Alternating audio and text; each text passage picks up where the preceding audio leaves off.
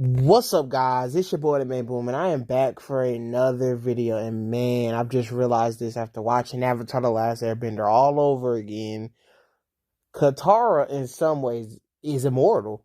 She is immortal, and she could possibly live forever. And there's just a lot of stuff I noticed throughout the show, and you might disagree. A lot of people in the comments be disagreeing with me. They be like, "No, what you talking about? That's not real. It's not possible." Now, I do in the video, I'm gonna have a counter for what I'm saying, but let's start it off with Katara being immortal. Her healing abilities. Katara knows how to heal herself. She's used her healing abilities. If she gets the water from one of the poles, the North Pole, the South Pole, I forget which the water tribe she's a part of, but the water tribe that allows you to get this healing water that can save your life. What she did to Aang in season 2, she saved Aang's life. That's just a great ability. So that can be used if she's in like a bad health situation, and she could save herself from potentially dying. I didn't even think about this before, but yes, the healing abilities are just a great side ability when it comes to like water bending and stuff. It's not always about the action. It's about everything. It's about the healing in the action.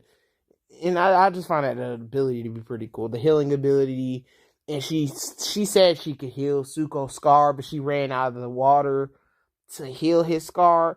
And I'm not sure if she can't go back to that water tribe and get the water, but she still has her normal healing. She doesn't even need the water tribe healing. She can use her normal water to heal. So yeah, I think her healing abilities are just amazing, and that can help with her becoming immortal. So let's talk about the next thing. Okay, the next thing. This is kind of cheating because I don't know if this makes you immortal, but Spirit World. Spirit World is kind of a dumb one because I know if you go to the Spirit World, you can live forever, basically. That's what Iroh has done in Legend of Korra. Iroh left Earth and he went to the Spirit World, and he is still down there living. He's down there living. He's very spiritual. So, yes, he went down to the Spirit World and never came back to Earth. That's sad to know that he did that, but Katara can do the same thing and go in the Spirit World and live with those bunnies and rabbits and stuff like that. That'd be pretty terrifying to live in a world every single day of your life the same exact way, drinking tea and living with weird animals. But I don't know, maybe it's actually cool. I'm sorry, spirits, but maybe it's actually cool. But yeah, I could see Katara doing that. She could live in technology. If the technology improves in the Avatar world, because I've already said it, these characters live to be 100 years old. A lot of these characters can live to be old. And Boomy, characters like Boomy and stuff, and Avatar Kyoshi, and it just been, Aang kind of lived to 166 years old. It's pretty crazy how long these characters can live. So if technology improves in their universe, I can see people's ages going up even more. They're just not like humans. Most humans die before the age of 100. And the Avatar world is just different. Their characters live a really long life. So yes, the Spirit World's 100%. That's a solution. Zhao was still down there. Commander Zhao and Iroh, characters like that, was still down there after years. So yes, I can see them going to the Spirit World. And the technology improves. Yes, characters can live not immortal, but they can live maybe 500 years. But let's move on to the next thing. This goes with also the technology in that universe. The blood bending. Blood bending. I've heard something about the Kyoshi comics.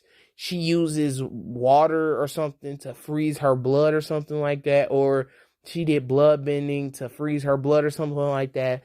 But she had a skill to where she can freeze her blood and make her live longer. And she used bending to make herself live longer. And I've been thinking about Katara. Katara knows blood bending. She's one of the few characters that understand blood bending. Aang couldn't figure it out. And Amand and his brother Noah Talk and their dad all are dead. So it's like, Katara, you're the only person with this skill. You should use it. Blood bending can lead to you living forever. Your blood, you can check your blood for cancers and anything. If your health is really bad, you can check it out. You can check this out. And yeah, I'd just love to see that. I would love to see a scene like that where a character can use bloodbending to heal themselves, to check out their body. And I understand that at that point in the Avatar world, they cannot do that. I'm gonna explain that later in the next section. But the technology, if it improves,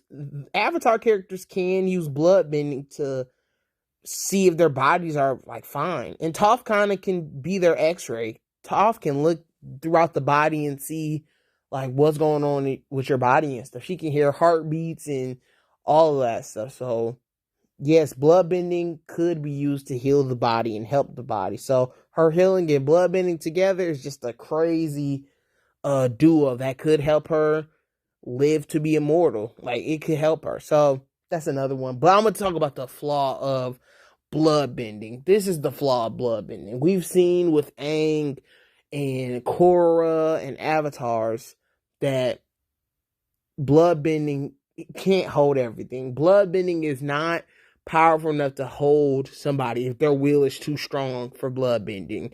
Aang was able to power out of. He made it look easy later on. Aang started dominating Amon's dad and just broke out of the bloodbending. That's a crazy scene. Katara used her own water bending to break out of the bloodbending. All of that was crazy too. And Korra broke out of the bloodbending. She barely seen it, but she broke out of it very quickly. So if we talk about medical issues, like her using bloodbending during the with her body and stuff, I don't think her body would be able to just hold bloodbending all the time to maintain this perfect body form. That will be a flaw to it. And technology, if it doesn't exist, she cannot use bloodbending to fix her body. It's not yeah, if she don't have the technology to do, because Avatar is just in a different time, X-rays and stuff like that. If the technology's not around, she can't use bloodbending to stop everything. So Katara would not be immortal. But I just thought bloodbending was just an interesting thing to talk about, because after watching Gen V The Boys, the character on there, the main girl on The Boys, Gen V, she uses is basically bloodbending, and she can heal people, and like if somebody gets cut or something, she can like put the blood back in somebody's body and stuff like that. It's just so much cool stuff they've done kind of with bloodbending in that show. And I'm thinking like Katara could use bloodbending in pretty cool ways and helpful ways for humans and herself. So bloodbending just a cool trick to be able to be used. So let's move on to the last thing. This is the last thing, and I'm pretty sure this is the reason why Katara will not become immortal, and Katara does not probably want to be immortal. I'm going to say this is the reason why. Her brother, Sokka, is gone. Her brother's gone. Her children are eventually going to die. Korra's going to die. Aang is going to die. Tenzin, I know Tenzin's her kid, but her grandchildren, Tenzin's grandchildren are going to pass on. Toph's going to pass on. Zuko's going to pass on. Why would Katara want to just live on and live on and live on forever? That's just, eventually you want to go. And I'm pretty sure Katara, one of these things I'm talking about, the spirit world, bloodbending, and healing, could extend her life to a long period. I could see Katara living 200 years. I could see her living 300 years. It's possible. Because she just unlocked the skill that nobody else has. And that's what makes it rare. She can do rare things with it. But she just doesn't want to be by herself. She wants to live a normal life like everybody else. She wants to see her mom, like her dad, her brother, her Aang. It's characters like that she want to see. So I think that's most likely why Katara would not want to do the bloodbending thing or the healing thing. And just tell me how y'all feel about it. Do you think this is a dumb idea? Do you think Katara wouldn't be immortal? She just will live a long life, a better life than she's living at the moment. She can heal herself, but she would not be immortal.